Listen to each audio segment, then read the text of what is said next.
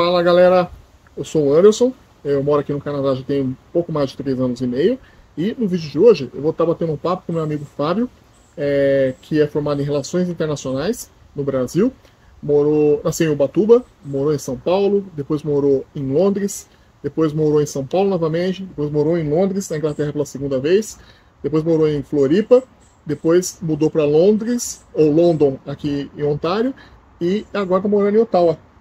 O Fábio conhece mais de 20 países e depois de 3 anos e meio em London, mudou aqui para Ottawa, onde já está um pouco mais de um ano. Fábio, esqueceu alguma coisa? Eu acho que não. Eu acho que é isso. Ah, esqueci uma coisa, né? O Fábio, a gente tem uma amiga em comum, a Cris, que ela fez química comigo na Unicamp e depois fez relações internacionais com você, a mesma A faculdade, gente né? trabalhou junto. Ah, Nós trabalhamos juntos. a Cris trabalhou junto com o Fábio e ela, quando soube que eu estava morando em Sarnia, a gente morou quase 2 anos em Sarnia, ela falou assim: Ah, tem um amigo meu que mora em London, eu vi que no mapa é pertinho de vocês. E ele tem um filho da idade do Gui, né? Vocês não querem se conhecer, né? Aí ela botou a gente em contato por Instagram, no primeiro momento, depois por WhatsApp, e o Fábio estava procurando uma casa para morar em Sarnia. E no final a gente acabou mudando para London, né? E depois de um tempo eles mudaram para Ottawa. Eles mudaram para Sarnia. Isso que eu lembrei. Tá certo agora, né? Agora tá certo. Ah, Fábio, uma pergunta aqui para ir direto para o assunto principal do vídeo. O que fez você escolher London, Ontário, quando você saiu do Brasil? Você e a Sabrina. Por que escolheram London? A gente fez muita pesquisa. A gente ficou naquele negócio Toronto, Vancouver, Toronto, Vancouver. Só que quando a gente começou a ver custo de vida, a gente viu que as duas cidades eram inviáveis. E aí a gente começou a ver outras cidades que não fossem tão populares, digamos assim, e London apareceu com um excelente custo de vida pré-pandemia e com boa oferta de trabalho. Tinha bastante oportunidade para quem estava começando. E um outro ponto que ajudou bastante a não ir para o lado de Vancouver, de British Columbia, é que a escola lá começava para quem tem 5 anos e a escola em Ontário começa para quem tem 4 anos. Nosso filho, na época, ele chegou aqui com 2 anos e meio, então a entrada na escola ser com 4 anos foi um ponto fundamental ali para a gente também. Pra gente também. A gente começou a pesquisar o Canadá e a minha esposa morre de medo de frio, né? Morria mais de medo de frio. E todo mundo falava assim: ah, região lá de BC, Vancouver, Vitória, Kelowna são os melhores climas do Canadá. A gente começou a estudar para ir para. É discutível, né? É É discutível. discutível. E a galera a gente começou a estudar para ir para lá, para estudar na Douglas ou outro college lá em BC, e minha prima mora lá, né? E um bate-papo com a minha prima, isso pesou bastante. A gente veio para cá, o Gui tinha acabado de fazer 3 anos, e a pergunta era: a gente teria 2 anos de dinheiro para pagar uma daycare, uma creche, e outra, tem que entrar numa fila e ver se consegue essa vaga na daycare, que é a creche do Canadá, né? A gente acabou indo para Sarnia, e mesmo em Sarnia, que é uma cidade pequenininha, é, a gente acabou esperando 3 meses para conseguir uma vaga para o Gui, para entrar numa creche, né? Então é um assunto importante, né? Que ter filho pequeno, idade pré-escolar, aqui em Ontário, começar com 4 anos, pesou muito para mim, assim que pesou para o Fábio. A gente deu sorte de ter conseguido a daycare super rápido. A primeira daycare que a gente aplicou, a gente já conseguiu, mas a gente tinha no planejamento financeiro, porque a gente sabia que ia ser caro, sabia que ia ser bem custoso até ele entrar na escola. Então, custoso por custoso, o fato de ser 4 anos ajudou bastante, ao invés de 5, um ano a menos. Um ano a menos de daycare, né? Um ano a menos de daycare. A gente veio assim com dinheiro contado e calculando o Gui entrar na escola em setembro, o ano letivo começa em setembro, chegou aqui em dezembro. Então a gente tinha mais ou menos uma previsão de 8 meses de daycare, de creche para o Gui. Se fosse para a BC ou outras províncias que começam com 5 anos de idade, teria que ter mais de 1 ano e meio de daycare. A gente chegou com 1 ano e 8 meses antes dele entrar na escola, que seria 1 ano e 8 meses de daycare. É o tempo que a gente teria se fosse para Vancouver, né?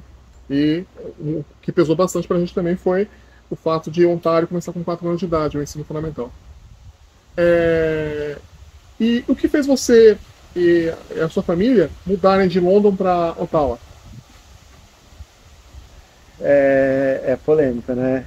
Eu já falei que eu acho London uma cidade sem personalidade. Eu tenho algumas coisas para fazer, a cidade é bonita, tem vários parques, tem um parquinho para criança em tudo quanto é esquina, basicamente, mas oferece bastante oportunidade para quem está começando, mas para a gente, para mim, era uma cidade sem alma, sem personalidade. Se você comparar com São Paulo, é que não dá para comparar, né? Mas São Paulo tem uma personalidade própria. Você sabe, a cidade sabe quem ela é. Florianópolis, a cidade sabe quem ela é. Você recebe um monte de turista, tem a própria identidade cultural da cidade. E London me parecia uma cidade que você chega lá, você começa a sua vida, você trabalha e tudo bem, sabe? Não sei, sempre me faltou alguma coisa em London. E a gente acabou fazendo uma viagem no meio da pandemia aqui para Ottawa. E aí quando você vem para cá e você vê o parlamento e aquelas construções de estilo europeu, e aí a gente se encantou e falou, não, é Ottawa e não tem discussão. Ainda demorou uns 2 anos para a gente se mudar para Ottawa, porque a gente estava no meio da pandemia. Eu estava no meio do meu processo de PR, que era atrelado ao meu empregador, então eu não podia pedir demissão. Mas depois que saiu o meu processo de PR, foi em menos de 1 ano a gente se mudou para Ottawa. E foi interessante que vocês mudaram nas férias, né, do Felipe, né? Sim, a gente decidiu vir para Ottawa mais ou menos ali em dezembro, janeiro, e aqui o ano letivo acaba em junho, né? Então a gente falou, não, em vez de se mudar em março, que ele vai ter que começar uma escola e ter 2, 3 meses de aula só, vamos esperar mais um pouquinho e a gente se muda no meio das férias. Então, acabando, a gente começou a correr atrás de casa, de emprego e tal, um pouquinho antes, mas acabou as aulas do meu filho, do Felipe, a gente se mudou para Ottawa. Uma coisa interessante que você falou sobre identidade, me lembrou uma matéria que saiu há alguns meses atrás, que das 100 maiores cidades do Canadá, London é a cidade mais triste, mais feliz do Canadá. Não sabia disso. Se quiser, vou deixar aqui o link na descrição e gravo até um vídeo falando um pouquinho sobre a reportagem que saiu que a cidade mais infeliz do Canadá é London, né? E aí você falando agora que é uma cidade sem identidade, é polêmica essa conversa, hein, gente? A opinião a gente não discute, né? Porque as opiniões são baseadas em experiências. E eu estava lembrando dessa matéria. E uma coisa assim que... Mas só para complementar, não é que London seja uma cidade ruim. London é uma cidade muito boa. Ela é excelente. Mas, para mim, eu sentia que, não sei, tinha alguma coisa que faltava naquela cidade. Se você perguntar o que era, eu não vou saber te falar. Mas alguma coisa lá não tinha conexão. Mas que é uma cidade excelente, não tenha dúvida nenhuma. Uma coisa assim que, por exemplo, que fez a gente mudar de Sarnia para London, né? Acho que talvez você pode concordar com a gente, né? Por exemplo, a gente mudou para Sarnia antes da pandemia, alguns meses antes. E durante a pandemia, o pessoal podendo trabalhar home office, essas coisas, aí o pessoal que mora na GTA, que é a Grande Toronto, começou a descobrir as cidades do interior. As cidades do interior também tem vida, tem shopping, tem cinema, tem os mesmos mercados. E a pessoa poderia mudar de um apartamento pequenininho para uma casa com quintal no interior. Então você tem uma migração interna muito grande para Sarnia. Sim. Então, o que acontecia? Sarnia, como conseguir um emprego em Sarnia? Tem. Só que estava sobrando para os imigrantes os empregos de entrada, que é o emprego que ganha um salário mínimo, um pouco mais de um salário mínimo. As profissões, os empregos com maior qualificação, que a gente está fazendo parte da imigração econômica, a gente fez faculdade no Brasil, já pede a equivalência de estudos para aplicar para o processo de imigração. Então a gente quer voltar para a nossa carreira, ou então para um emprego mais qualificado, não quer trabalhar no chão da fábrica ou numa lanchonete o resto da vida. Tem gente que topa, quer, não tem problema nenhum. A gente tem um pouquinho mais de ambição. E com essa migração interna dos canadenses, então a empresa tinha, opa, vou contratar um canadense que tem 5 anos de experiência numa empresa do Canadá, ou um brasileiro que tem 15, 20 anos de experiência no Brasil. É lógico que acabaram escolhendo canadense, né? E com isso também começaram a aumentar o preço de aluguéis, aumentar o preço das casas, em Sarnia e em London também, né?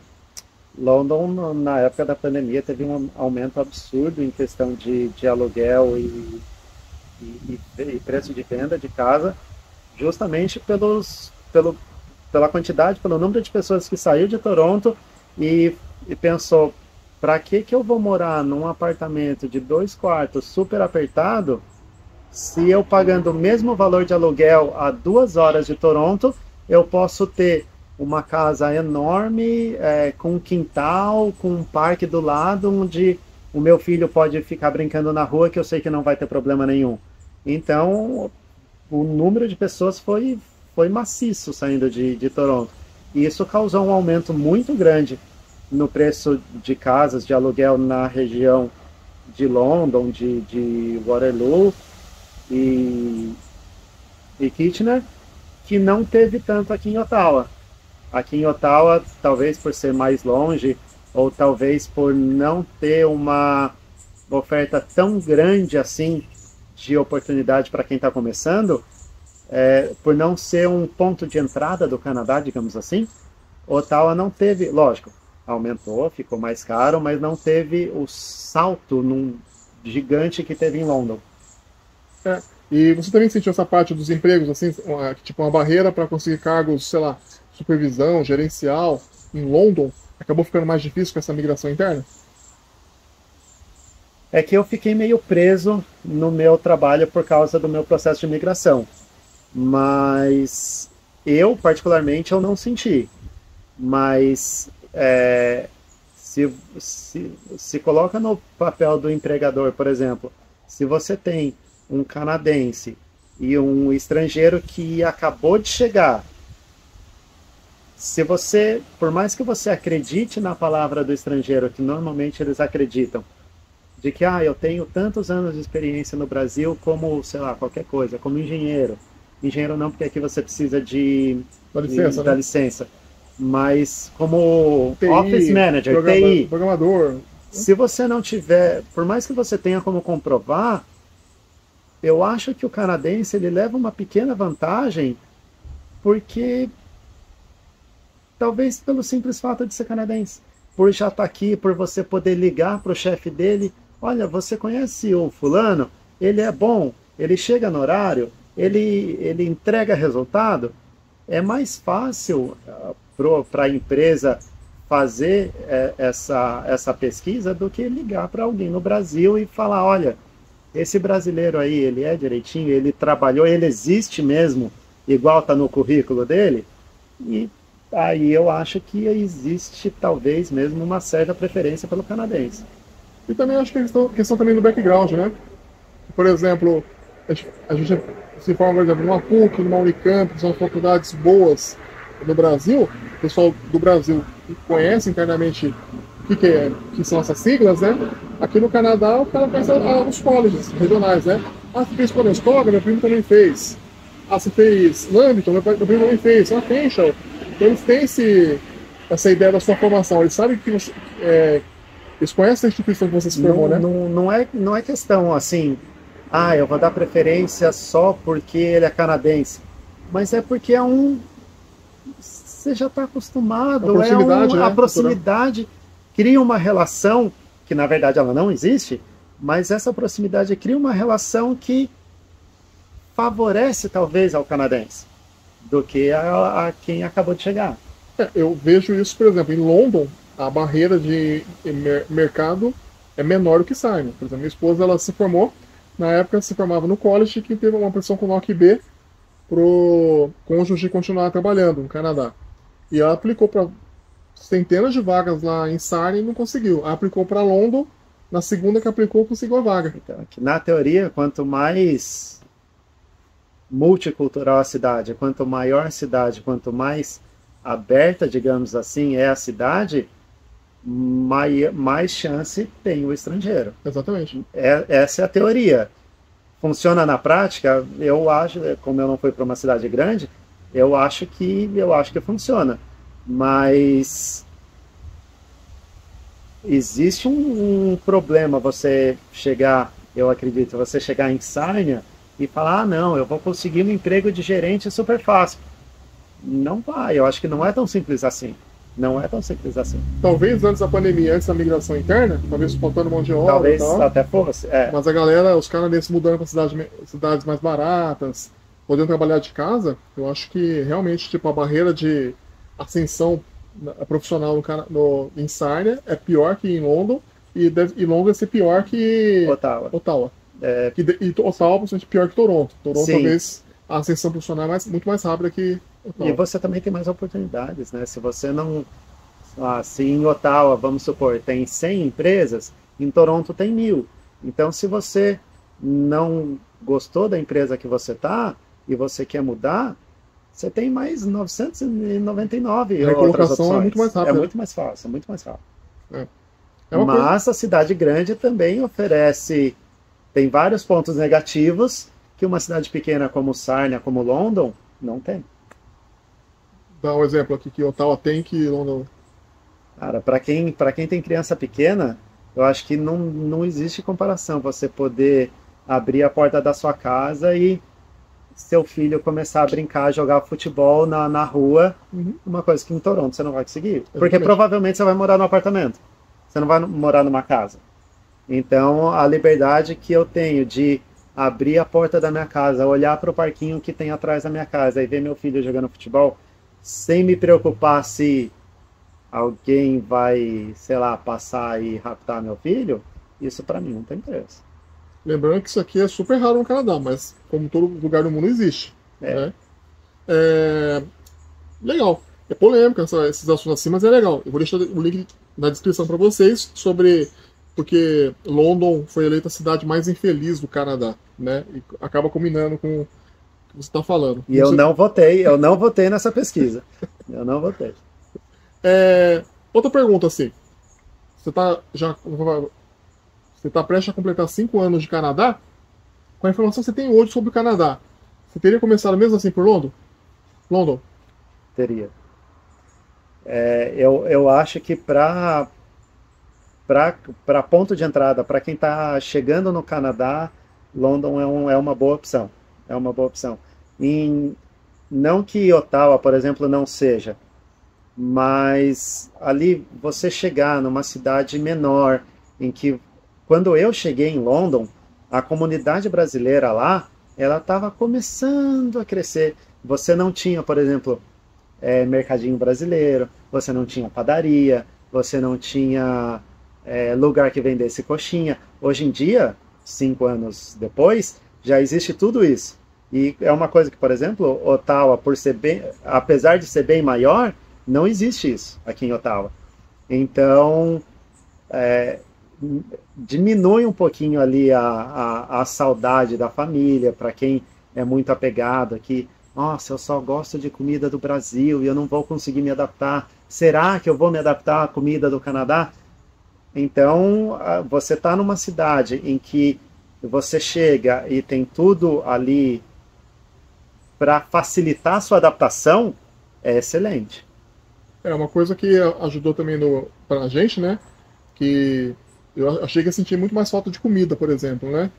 E London, por causa talvez da comunidade portuguesa que chegou antes dos brasileiros, né? Os portugueses falaram assim, bom, vamos vender coisa brasileira também para eles, né?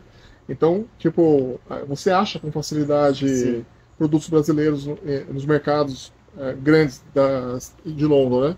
Então você não tem tanta saudade assim, você consegue amenizar a saudade, pelo menos culinária, gastronômica, em London com facilidade. Mais fácil do que Sarnia, onde eu vim, né? E mais fácil do que Ottawa também. E London, vocês podem ver nos shorts, tem forró, tem festa junina, julina. A comunidade brasileira acaba sendo bem agitada. Aqui em Ottawa também tem festa junina.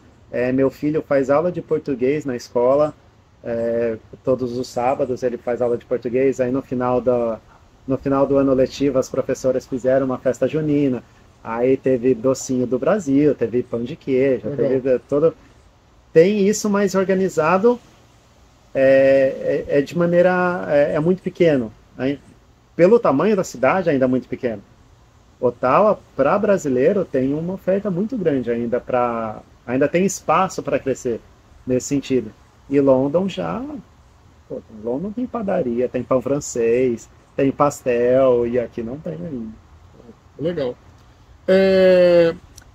E uma coisa que também ajuda bastante, né, com a informação de começar por London, é que London é a cidade mais universitária que Ottawa, né?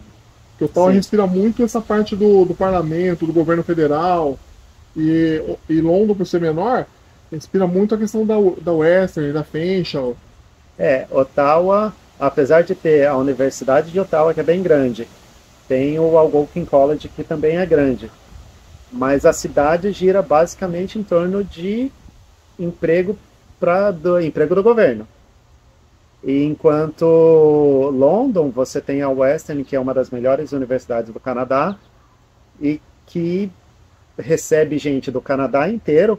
Então a cidade, digamos assim, ela já está preparada pensando no imigrante recém-chegado, a cidade já está preparada para oferecer esses empregos para os estudantes. E o imigrante recém-chegado que colocou o pé em London, ele vai pegar um emprego do estudante. É o emprego que você vai conseguir. Difícil, não dá para falar dificilmente, mas é a tendência. É menos provável que você já chegue com um cargo de supervisor ou um cargo de gerência. Então, o fato da cidade ser muito voltada para estudante ajuda nesses empregos entry level que você consegue entrar no mercado de trabalho logo de cara. Você demorou quanto tempo para conseguir emprego em London? 2 dias. 2 dias. Isso é legal. Em uma semana eu consegui 3 empregos. Porque a cidade está preparada para absorver os estudantes com facilidade, igual você falou, né? É que eu sou da área da cozinha, né? Eu tinha restaurante no Brasil, era dono de restaurante. E aí eu vim para cá, o plano de migração já era mais ou menos esse. Então, quando eu fui fazer a entrevista de emprego, que as pessoas viam que eu tinha 10 anos de experiência, o emprego é seu. Isso é uma coisa interessante, porque você é formado em Relações Internacionais, trabalha quanto tempo na cozinha já? Há 13, 14 anos. 13, 14 anos. Então começou na Inglaterra, mais ou menos? Comecei. Eu saí da área de relações internacionais já tem desde 2007. Faz as contas aí. 14 anos. 14 anos. Não, Não, desculpa, 16 anos. 16 anos. Aí eu fiquei 3 anos na Inglaterra que não tinha nada a ver com. Que foi mais ou menos onde eu entrei no ramo da cozinha. E aí quando eu saí da Inglaterra, fui para o Brasil, a gente abriu o nosso restaurante. Ficou basicamente o tempo todo que eu fiquei em Florianópolis, eu fiquei trabalhando no restaurante. E aí a gente veio para cá, a gente sabia que era para trabalhar em restaurante com o objetivo do PR. A gente sabia isso. Então, a minha experiência do Brasil contou bastante na hora de conseguir emprego, de conseguir aplicação para o PR.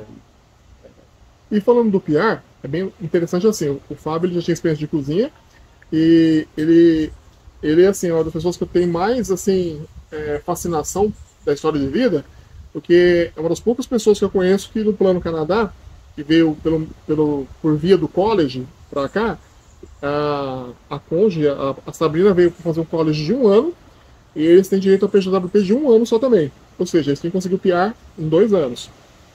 A maioria das pessoas fazem que nem a gente, né? A Tati fez um college de 2 anos, e quando você faz um college de 2 anos, o governo te dá uma extensão de visto, que é o PJWP, de 3 anos. Você tem 5 anos para conseguir a residência permanente, que é o PR. E com o college de 1 ano, o governo te dá mais 1 ano de extensão de visto. E você é uma das poucas pessoas que vieram com college de 1 ano e conseguiram o PR em 1 ano.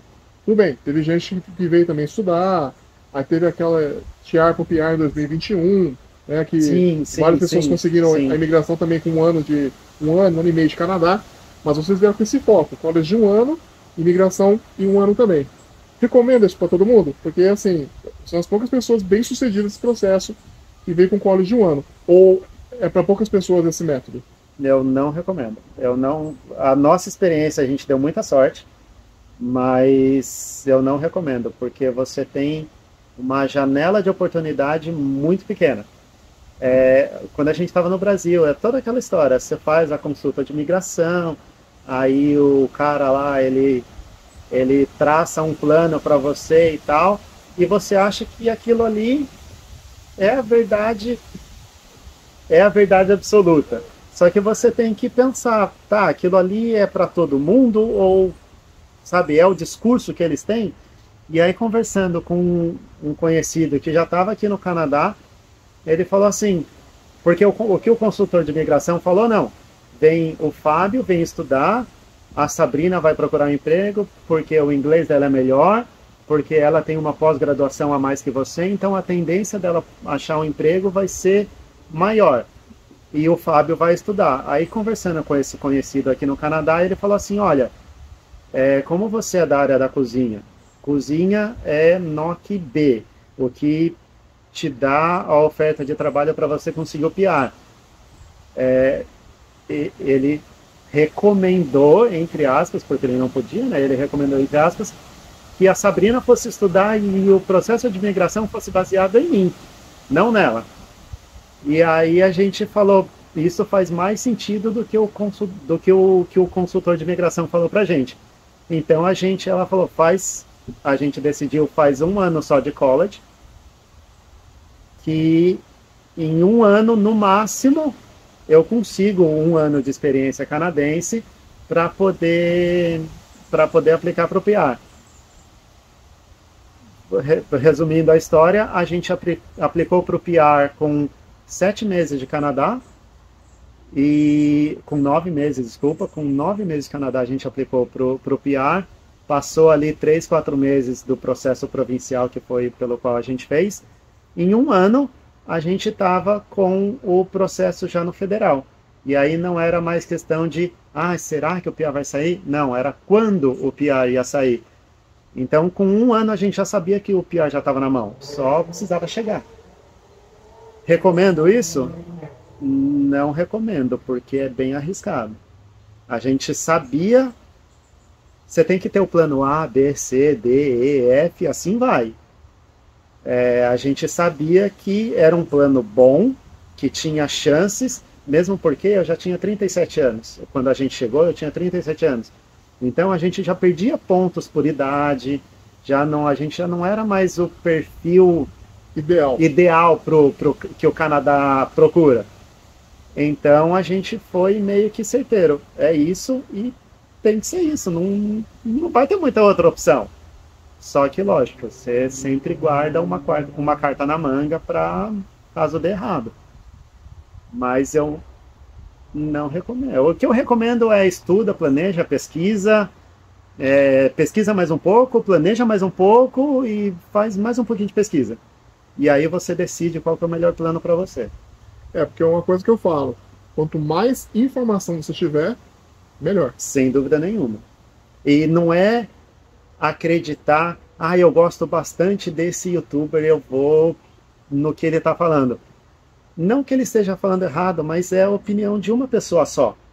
Ele pode estar 100% certo no que ele está falando.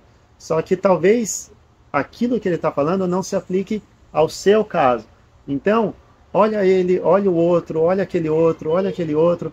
E aí você vai colhendo informações. Se você entender do inglês, vai você sozinho, procura o site do governo, procura as informações que você precisa e vai e faz por conta própria. Mas pesquisa. E uma coisa assim, né? Então a gente vai pensar assim, mas eu apliquei direto.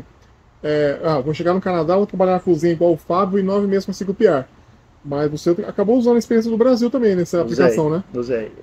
Quando eu falei pro meu... É que, na verdade, eu consegui um emprego na cozinha, aí eu fiquei 3 meses, era um restaurante pequeno. Aí ele não ia conseguir me dar a oferta de trabalho que eu precisava para aplicar pro PR. Então eu falei, tá, eu preciso sair, eu preciso ir para um restaurante maior. Aí eu consegui entrar num restaurante maior com 3 meses de Canadá, e aí nesse restaurante deu um mês e meio depois, mais ou menos, por aí, eu falei para o meu empregador, falei, olha, eu preciso aplicar pro PR. E ele falou, mas você só tem um mês e meio aqui no restaurante, eu não sei o que. Eu falei, não, eu sei, eu consigo comprovar a experiência que ele... Porque ou você tem experiência do Brasil, pelo processo que eu fiz, né? Ou eu provava experiência no Brasil, ou eu provava 1 ou 2 anos de experiência aqui no Canadá. Eu não tinha como provar 2 anos no Canadá, porque eu não tinha esse tempo de visto. Esse é o risco de você fazer college de 1 ano. Uhum. Então, eu falei, não, eu consigo comprovar a minha experiência através do meu restaurante no Brasil. Aí ele falou, então tá bom, me fala o que você quer que eu assine, que eu assino para você. Uhum. E aí eu provei que eu tinha tantos anos de experiência, mais de 10 e tal, e aí eu consegui aplicar dessa maneira. Mas esse é o risco de você pegar 1 ano só de college, voltando na pergunta. Porque se você faz 1 ano de college e tem 1 ano de PGWP, e vamos supor que você demorou para conseguir entrar no NOC, e você precisa comprovar se você precisar comprovar 2 anos, esquece, porque você já não tem 2 anos. Você não vai conseguir um emprego no seu primeiro dia de Canadá. Então essa já é uma opção fora do baralho, porque você não tem como. Ah, não, eu preciso comprovar 1 ano só. Beleza, tem chance? Tem. É arriscado? É. Aí vai depender do que você... da sua aversão ao risco. Ah, não, eu vou arriscar, eu tinha filho. Então o risco tinha que ser muito bem calculado. Se você é solteiro, se você tem 20 e tantos anos, é novo, vai embora, arrisca. Se der errado, abaixa a cabeça, volta pro Brasil, ou antes de dar errado, já, sabe, dá um jeito de mudar a história e aplicar de uma forma que você consiga aplicar, mas tenha noção do risco. Achei que com um filho o risco tem que ser bem calculado mesmo, né? É que quando você compara a nossa ida para a Inglaterra com a nossa ida para o Canadá, foram coisas completamente diferentes. A gente foi para o Canadá no meio do... Nossa, vamos, pediu demissão e foi. Não tinha filho na época, eu tinha 20 e poucos anos. Para Inglaterra. Para Inglaterra, as 2 vezes, não, sabe? Na primeira vez eu tranquei a faculdade, nem pensei em nada, eu simplesmente fui. A segunda vez a gente já era formado, ela já tinha pós-graduação, então a gente já estava numa posição de carreira um pouquinho melhor. Aí falou, não, a gente vai largar tudo para ir para a Inglaterra, não sei o que, sabe de uma coisa? Larga tudo e vamos. Largou e foi. Mas aí para vir para o Canadá com um filho de 2 anos de idade, não é assim, você tem que pensar, mas eu vou ter que pagar 1 ano e meio de creche. Eu tenho dinheiro para pagar 1 ano e meio de creche? Ah, não, mas eu consigo emprego no Canadá. Tá, mas e se eu não conseguir? E se eu demorar 6 meses para conseguir um emprego no Canadá? Então, tem que estar muito ciente do plano, tem que estar o plano bem quadradinho, bem direitinho, certinho, para não correr risco, porque uma vez que chegou aqui, aí você vai enfrentar outros problemas. Tristeza, saudade da família, por mais que seja tudo lindo e maravilhoso, tem uma... Você mudou completamente de vida, e se você não é adaptável, se a sua personalidade não é adaptável tão rápido, você vai sentir muito forte. E para encerrar, né, que o vídeo está ficando um pouquinho longo, valeu a pena? Com certeza absoluta. Faria de novo 10 vezes. E mudaria alguma coisa?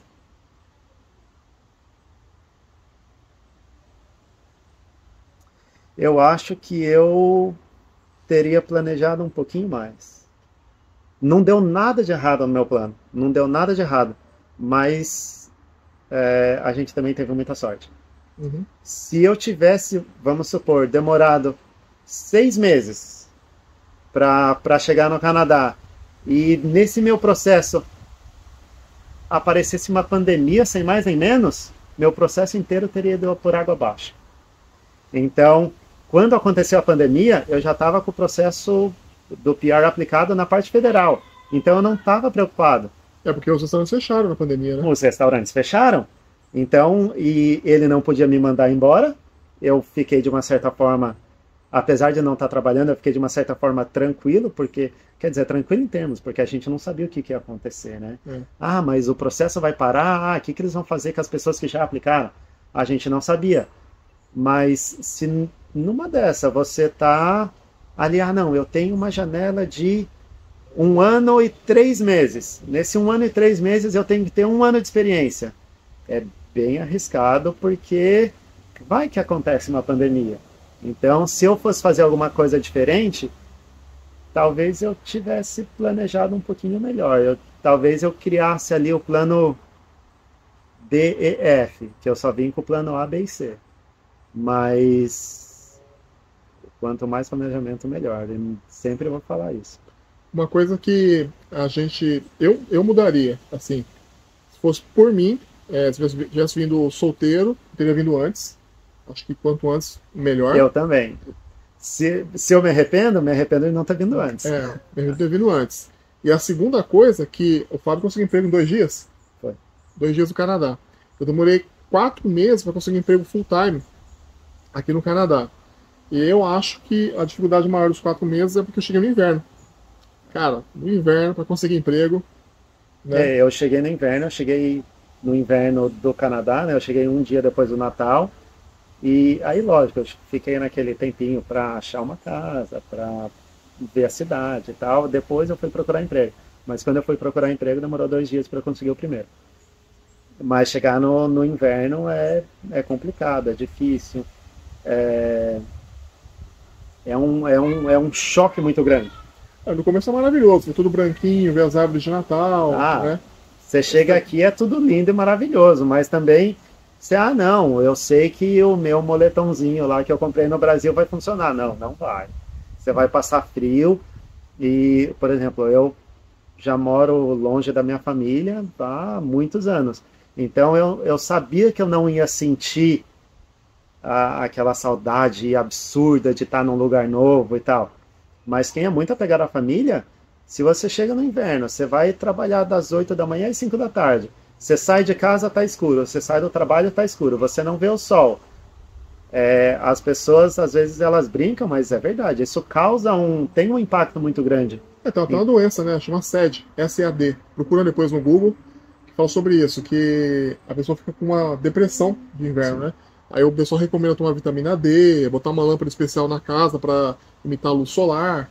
A gente não sentiu porque, de uma certa forma, talvez por ter morado muito tempo fora e tá certo que eu nunca tinha passado pelos menos 15, menos 20 do Canadá, mas eu sabia como era, eu sabia o que eu ia enfrentar na primeira semana, no primeiro mês, nos primeiros 3 meses, nos primeiros 6 meses, eu sabia o que eu ia enfrentar. Então, a gente, talvez a minha falta de planejamento foi mais baseada na nossa experiência anterior. A gente se baseou muito vai ser assim, porque você vai chegar, vai ser tudo lindo e maravilhoso, aí você vai sentir frio, mas você vai achar o frio legal, porque, nossa, olha que máximo. Só que essa foi a nossa experiência, o nosso estilo de vida, a nossa personalidade. Tem gente que vai chegar aqui no inverno e vai falar, meu Deus, que frio é esse? Você é louco, ficar menos 15, tendo que trabalhar do lado de fora, na rua, de jeito nenhum. Então, tem que se planejar, tem que pesquisar, tem que saber a cidade que você está indo. Neva muito, não neva, chove muito, não chove, tem sol, não tem sol. O planejamento é importante. Fábio, valeu pelo papo, obrigado pela acolhida na sua casa aqui nesse feriadão. Gente, foi isso. Sigam o Fábio nas redes sociais, está aqui embaixo o link do Instagram dele. E comentem aqui, falem para vocês verem, deixem um joinha, deixa uma curtida E pode deixar pergunta que eu vou estar respondendo todas as perguntas e comentários aqui do vídeo, tá bom? Até mais. Tchau.